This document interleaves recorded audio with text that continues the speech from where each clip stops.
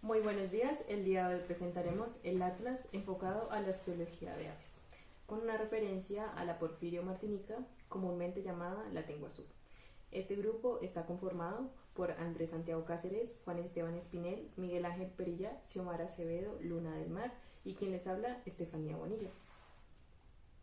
Este trabajo es presentado a Fabián Enrique Castañeda y es de la Universidad Nacional de Colombia. Año 2025. Como tabla de contenidos tenemos una introducción, una metodología que se enfocará en el montaje aquí presente, características generales del esqueleto aviar, el esqueleto axial, el esqueleto apendicular torácico y el esqueleto apendicular pélvico. La anatomía ósea de las aves es fundamental para entender su fisiología, biomecánica y adaptaciones evolutivas. Los huesos de las aves presentan una estructura única optimizada para el vuelo y otras actividades especializadas. Sin embargo, debido a la diversidad de especies y la variabilidad morfológica, la identificación y el estudio detallado de sus huesos requieren un enfoque sistemático y específico. En este contexto, el Atlas Osteológico de Aves tiene como objetivo proporcionar una visión clara y detallada de la estructura ósea, utilizando un espécimen de Porfirio martinica o tingo azul, una especie representativa de la familia Rayidae, para ilustrar las principales características óseas en aves no voladoras. En estudios previos se ha señalado que el esqueleto de las aves está altamente especializado para optimizar su ligereza y fuerza, lo que les permite realizar vuelos eficientes. Además, las adaptaciones específicas en la estructura ósea de aves, como la tingo azul, que pasan gran parte de su vida en ambientes acuáticos, son cruciales para su locomoción y supervivencia en estos hábitats. El montaje osteológico realizado en este proyecto permite observar y describir de manera detallada los huesos claves del esqueleto aviar. Él constituye una área fundamental en la zootecnia, pues permite entender las características morfológicas y funcionales que permiten a las aves realizar actividades vitales como el vuelo, el canto y la locomoción. Un atlas osteológico de aves se presenta como una obra de referencia crucial para describir con detalle la estructura ósea de estas especies. Este trabajo se va a profundizar en las características del sistema esquelético aviar y la relevancia de su estudio en diversos campos científicos, como la anatomía comparada, la ecología, la evolución y la producción animal. Para esto se detallará las distintas características anatómicas entre distintas especies de aves enfocadas a la producción. Como introducción, podemos ver que las aves tienen un esqueleto muy específico y muy evolucionado a todas las acciones que ellas realizan dependiendo la familia o la especie, como lo pueden ser acuáticas, voladoras, rapaces nocturnas, etc. Estos estudios han señalado que las aves tienen una alta especialización en estas estructuras. Por eso nosotros decidimos hacer un montaje osteológico donde nos permita en este proyecto observar de manera más detallada todas las estructuras de la timba. Esto nos lleva a definir entonces la metodología. La metodología es entonces realizar prácticas de osteotecnia y de montaje osteológico en conjunto de búsqueda de bibliografía y de literatura que nos ayude a realizar una anatomía comparada entre los diferentes tipos de aves. Por ejemplo, tendremos aquí entonces la tingo azul, más sin embargo a lo largo del proyecto vamos a presentar otras estructuras osteológicas que nos permitan ver de manera más detallada los huesos de cada ave. En principio teníamos el cuerpo, como podemos observar en las imágenes.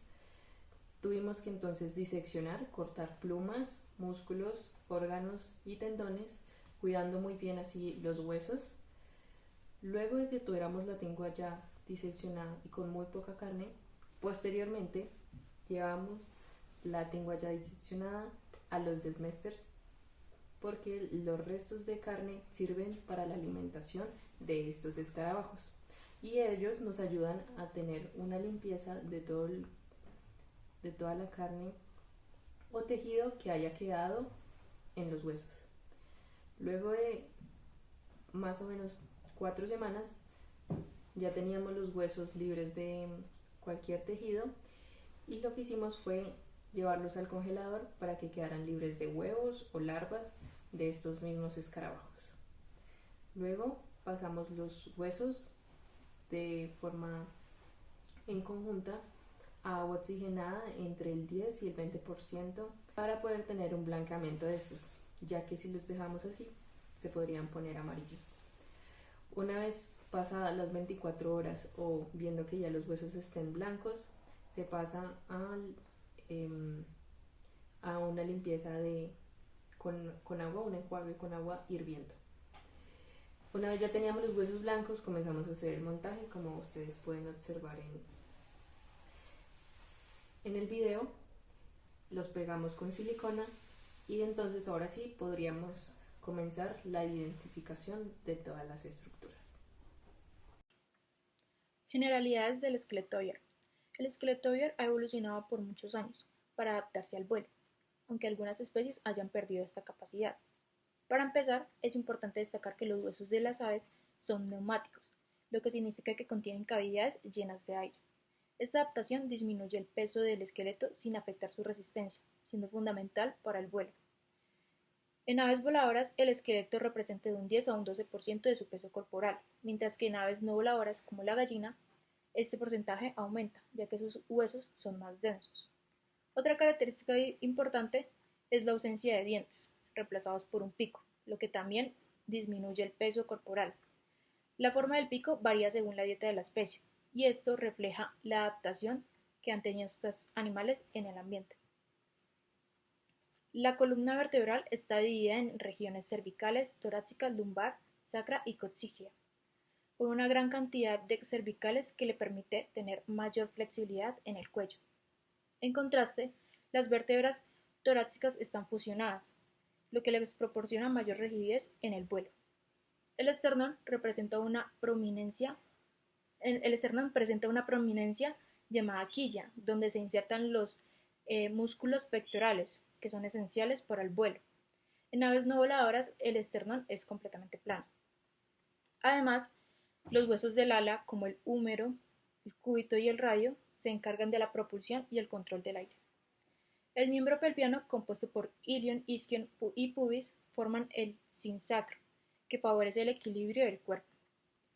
Los huesos tarsianos fusionados, llamados tibiotarsos, facilitan el soporte corporal y estos terminan en garras, que varían según la especie. Finalmente, desde la perspectiva de la zootecnia, las aves tienen una gran importancia, tanto en la conservación ambiental y la producción de alimentos. Por ello, saber de su anatomía es clave, ya que podemos favorecer su bienestar animal y también favorecer la producción aviar, optimizando así la seguridad alimentaria.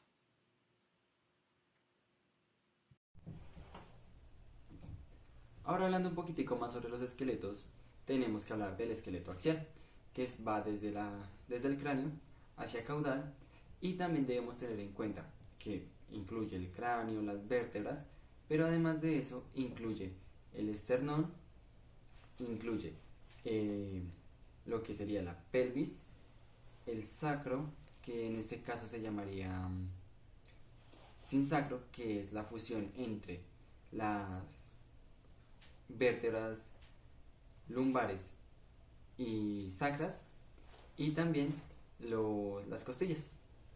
Vamos ahora con la generalidad del esqueleto aviar.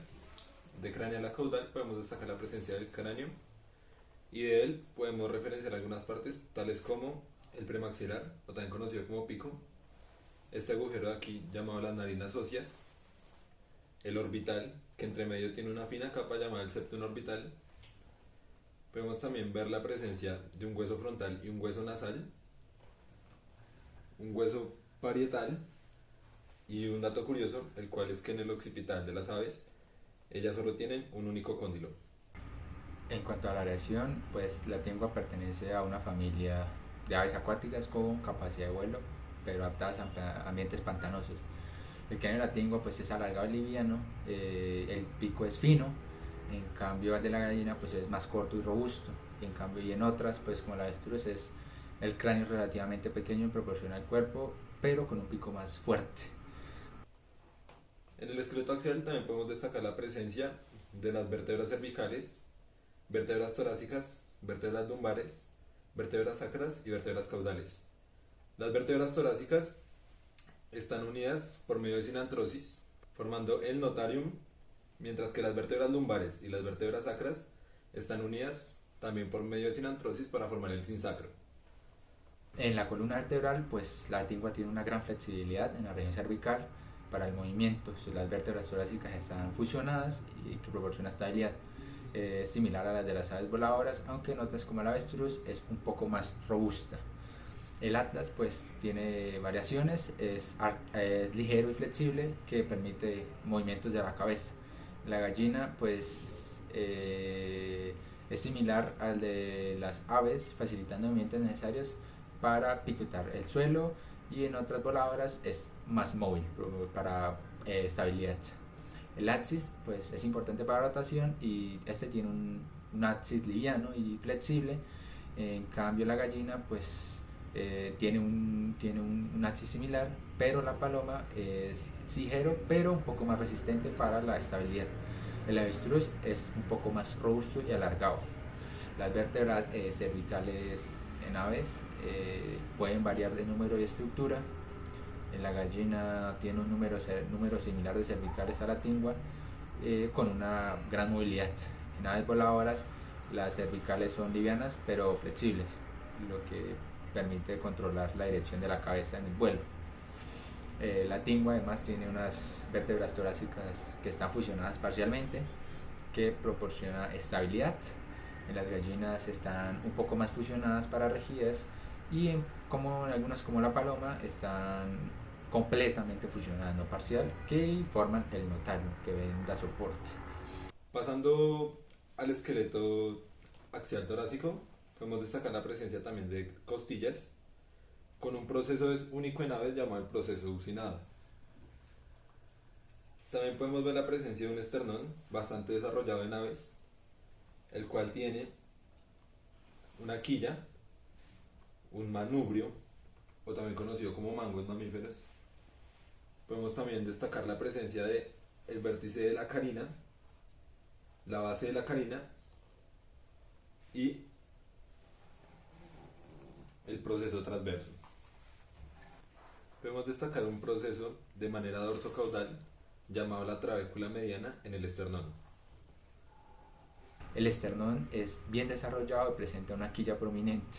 En aves acuáticas la quilla está adaptada para soportar músculos para la propulsión, y en cambio en la gallina el esternón es amplio y con quilla prominente también. Las vértebras lumbares están fusionadas dentro de la sinsacra, y en la gallina pues también están completamente fusionadas, formando la sinsacra, y en aves voladoras está más marcada para optimizar la aerodinámica. Luego pasamos a la fúrcula, la cual se pueden observar dos procesos que se dirigen de manera dorsal, llamados cada uno clavícula. En ellos se puede observar que conectan con el esternón por medio de la apófisis de la fúrcula, y podemos ver la extremidad domal en la punta de cada una de las clavículas. También podemos observar el hueso coracoides, unido también hacia el esternón de manera ventral. Ahora pasamos al esqueleto apendicular, que que está formado por los miembros anteriores y posteriores, que en otros casos sería el esqueleto apendicular torácico y miembro apendicular pélvico. Podemos evidenciar que en el miembro torácico el coracoides está muy desarrollado, lo que permite que el esternón esté de cierta manera unido al miembro torácico. Sin embargo, el esternón, como bien lo mencioné antes y bien lo mencionó mi compañero Juan, es en el esqueleto axial. Ahora, en el esqueleto torácico podemos evidenciar que los carpos se han reducido. En este caso, se ha generado que en la ulna ya se genera en esta zona el carpo ulnar, y en esta zona, con el radio, se genere el carpo radial. Además de esto, la fila distal de los carpos se unieron con el metacarpo, presentando así carpo-metacarpo. A las extremidades apendiculares, torácicas. Comenzando primero por el húmero, luego pasando hacia el radio y la ulna, luego los metacarpos, los carpos y las falanges más distales. Ahora, pasando a la parte pélvica, podemos evidenciar de que en la tibia, acá en esta zona donde deben estar los tarsos, no se encuentran debido a que se encuentran fusionados respectivamente con la tibia y con el metatarso, en este caso generando el tibiotarso y el tarso metatarso. Además de que tenemos acá las falanges que obviamente están unidas, y en este caso tenemos tres dedos, que sería el dedo 2, 3 y 4, y el dedo 1, que sería el dedo de la parte caudal. Vamos ahora con el esqueleto apendicular pélvico, principalmente resaltando la presencia de un fémur, un tibiotarso, un tarso metatarso y las falanges más distales, las cuales en la tingua azul se destacan 3 que van de manera craneal y una falange que va de manera caudal. El fémur, en cambio, es relativamente corto y fuerte, lo que lo hace resistente y presenta una forma un poco curvada para la movilidad. En cambio, en aves voladoras es un poco más ligero. En aves corredoras es más largo y robusto para soportar el peso.